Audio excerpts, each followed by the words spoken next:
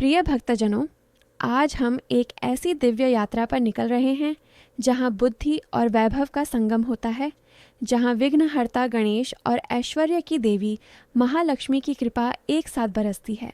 क्योंकि शास्त्रों का अकाट्य सत्य है कि बिना विवेक के धन टिकता नहीं और बिना धन के संसार का निर्वहन संभव नहीं। इस ब्रह्मांड की रचना में जब अंधकार छाया था, तब एयूएमकार के नाद से प्रथम पूज्य गणपति प्रकट हुए, जिनका विशाल मस्तक ब्रह्मांड की अनंत मेधा का प्रतीक है और जिनकी छोटी आंखें हमें सिखाती हैं कि जीवन की हर सूक्ष्म घटना पर पैनी दृष्टि रखनी चाहिए। वहीं माता लक्ष्मी, जो क्षीर सागर के मंथन से प्रकट हुईं, वे केवल स्वर्ण की वर्षा नहीं करती, बल्कि वे उस श्री का प्रतीक हैं जो मन, वचन और कर्म की पवित्रता से उत्पन्न होती है।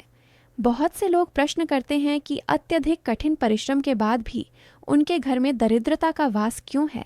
क्यों उनके संचित धन का क्षय हो जाता है। तो इसका उत्तर उस प्राचीन कथा में छिपा है, जब माता लक्ष्मी को अपनी शक्ति पर किंचित अभिमान हुआ था और भगवान विष्णु ने उन्हें चेताया था कि बिना मातृत्व और ममता के धन केवल एक शुष्क धातु मात्र है।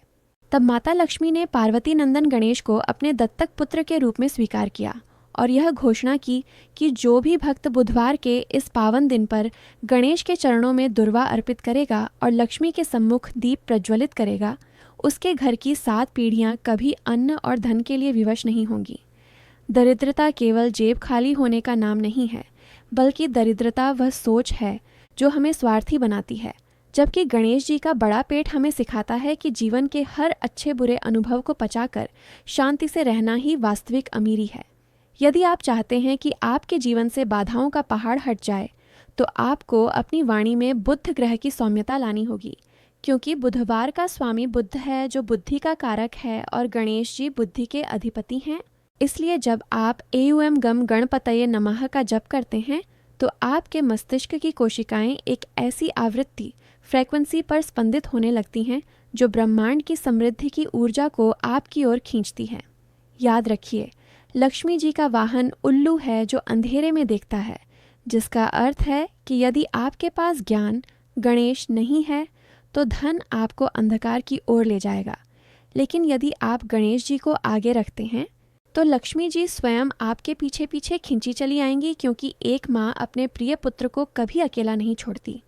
इस साधना में यह भी अनिवार्य है कि आप अपने घर के ईशान कोण को स्वच्छ रखें, अपनी माता और घर की स्त्रियों का सम्मान करें, क्योंकि वही साक्षात लक्ष्मी का स्वरूप है, और हर कार्य के प्रारंभ में गणेश जी का स्मरण करें ताकि आपके कर्मों में कोई त्रुटि न रहे।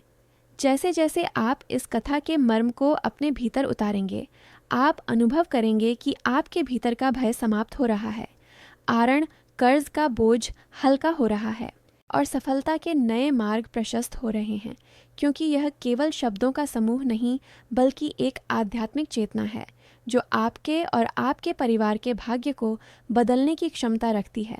बशर्ते आपका विश्वास अडिग हो और आपके कर्म परोपकार से प्रेरित हों, क्योंकि अंततः वही धन स्थिर रहता है जो धर्म के मार्ग से अर्जित किया गया हो।